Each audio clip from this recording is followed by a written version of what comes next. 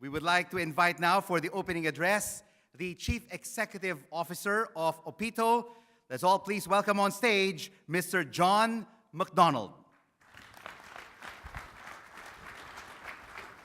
Okay.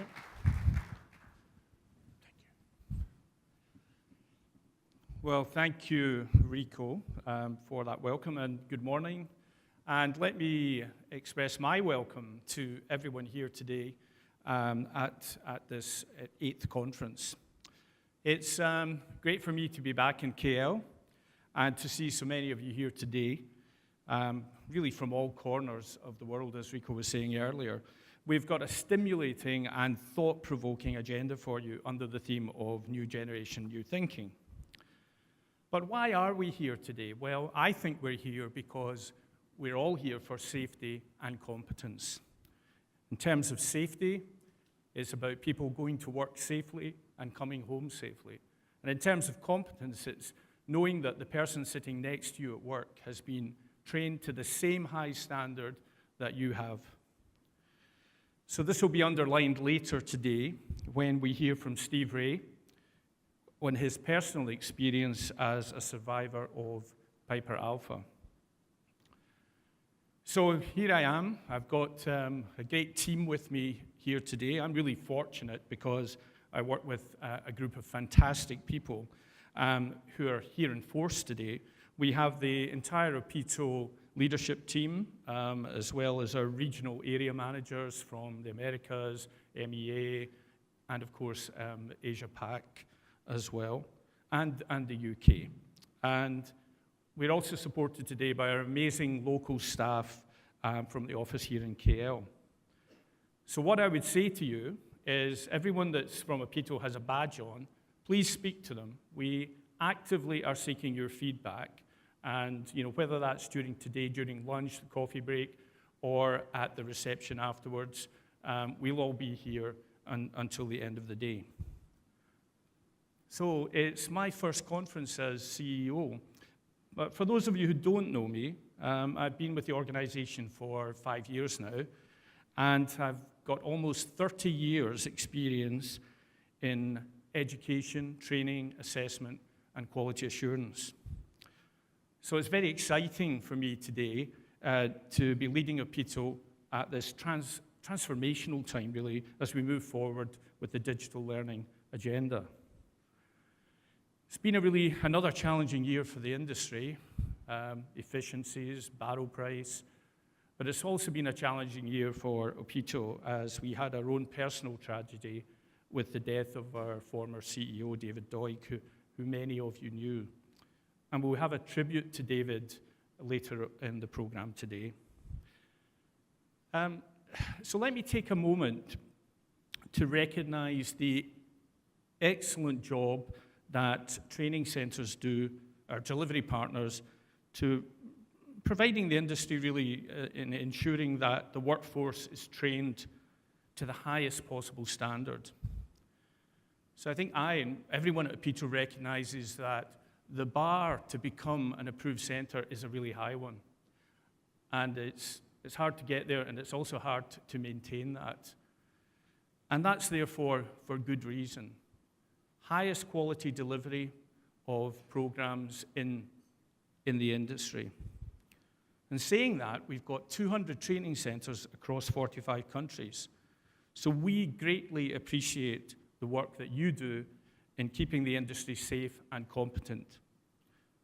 And I'd like the whole of conference to join me, please, in a round of applause to thank them for the central role that they play in ensuring the high-quality delivery.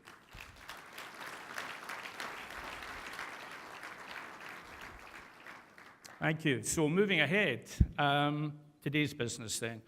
So there's widespread recognition that we must change and adapt if we are to continue to attract the younger generation into our industry and operate in a more efficient and digital savvy way.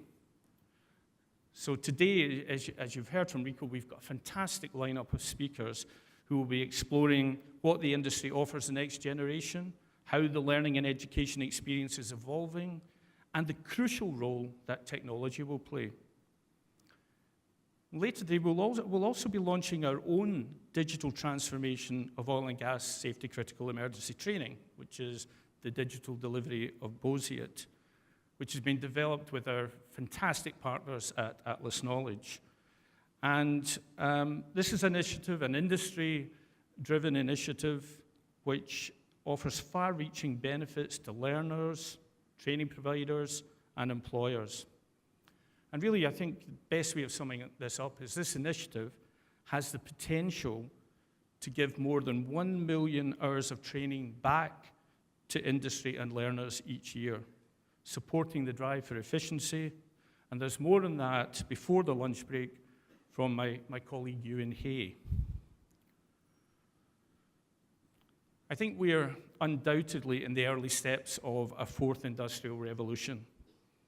But I think the question for us as a team, a group here today, is what impact will this have on transforming our energy industry?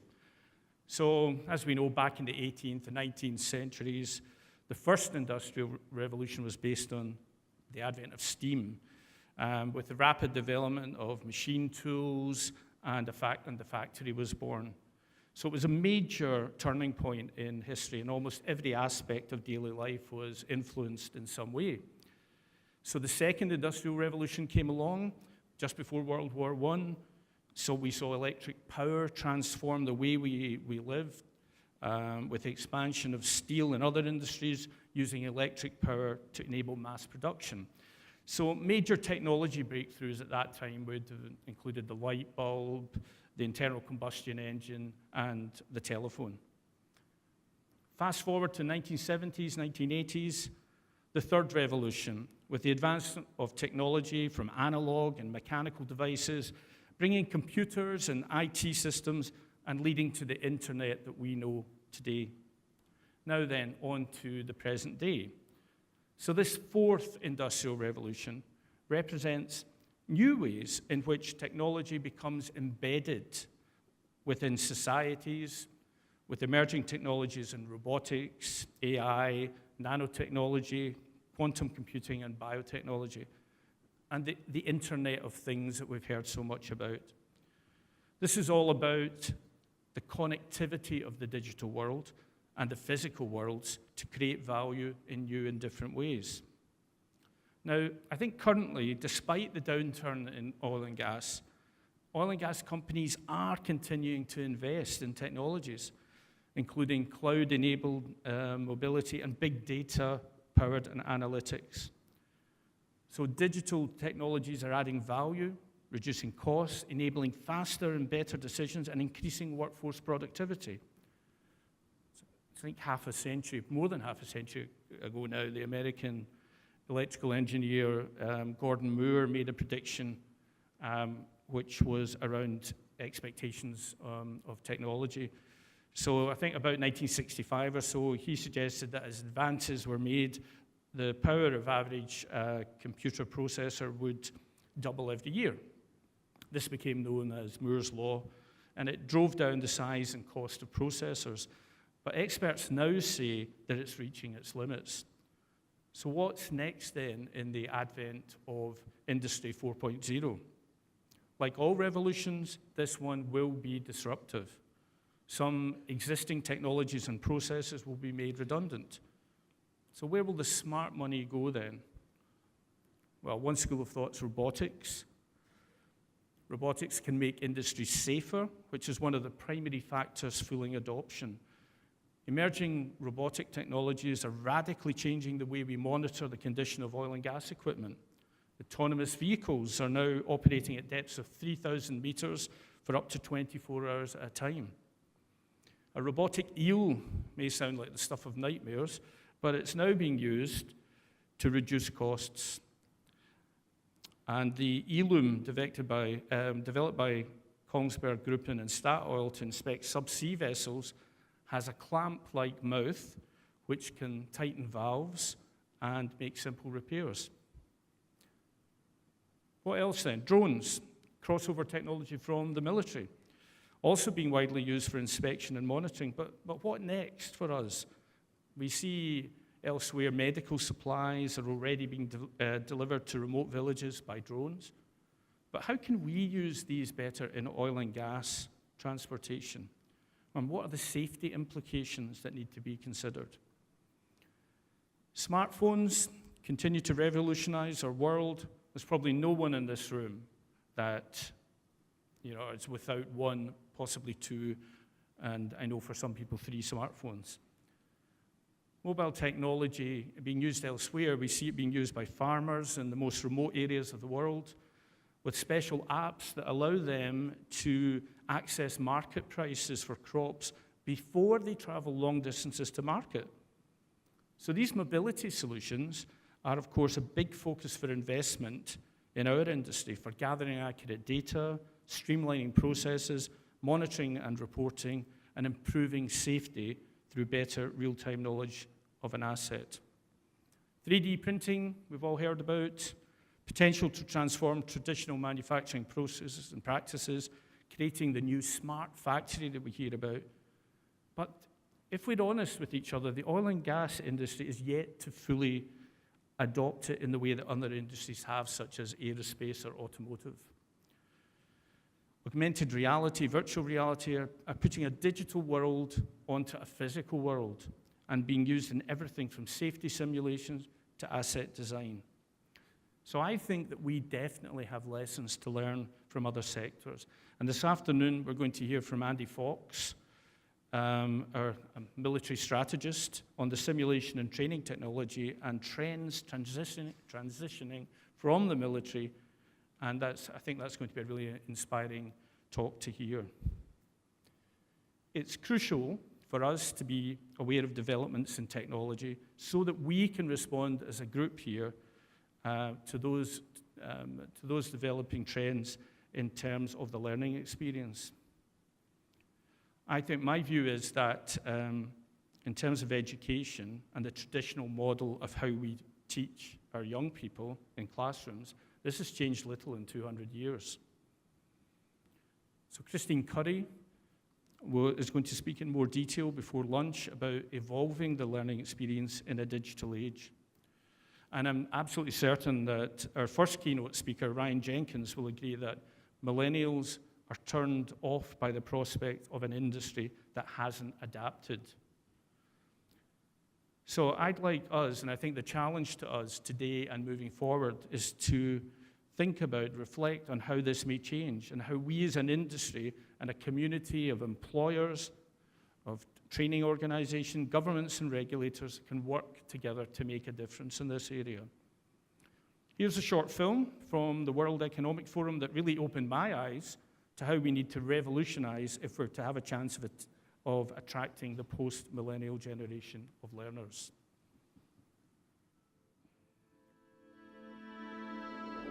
The world is experiencing a pretty dramatic skills gap. More than 50% of U.S. college graduates are unemployed or underemployed a year after they graduate. We have a real problem today with the relevance of the experience for many of our students. It's not directly tied to the learner's professional and personal aspirations. There are millions of children in school, but they're not learning. One of the biggest opportunities in education over the next 5 to 10 years is the changes in delivery that we've seen, where every individual will be able to access individualized education for them without relying on traditional institutions. So really it's up to the individual to frame their own education now. The student too often is the last constituent that's taken into account. There's such a strong emphasis on teaching to the test that some of these softer skills, which are foundational for success on the test, are seen as somehow less important.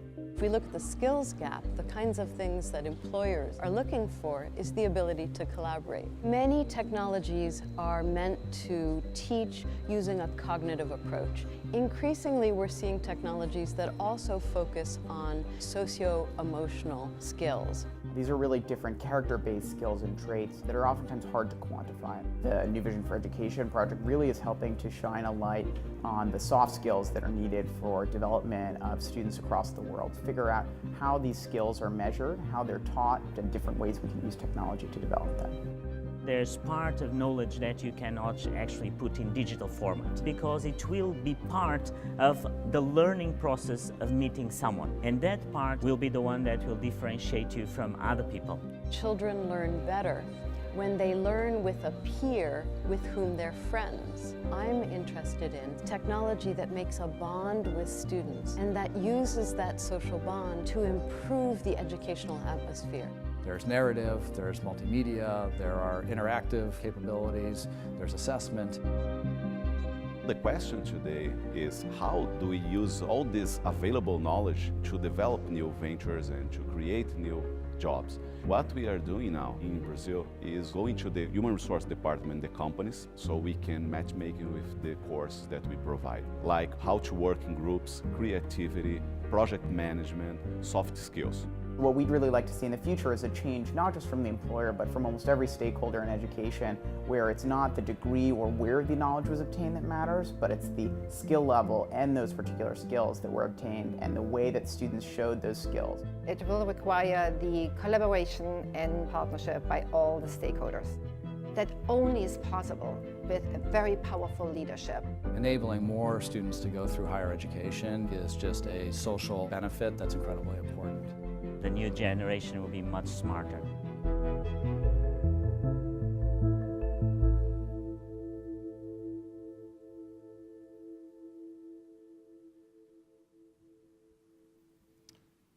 So, inspiring stuff.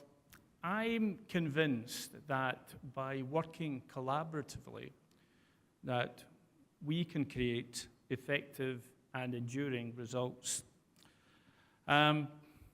Finally, please enjoy today, network, talk to each other, and let's together share ideas that will inspire change. Thank you very much.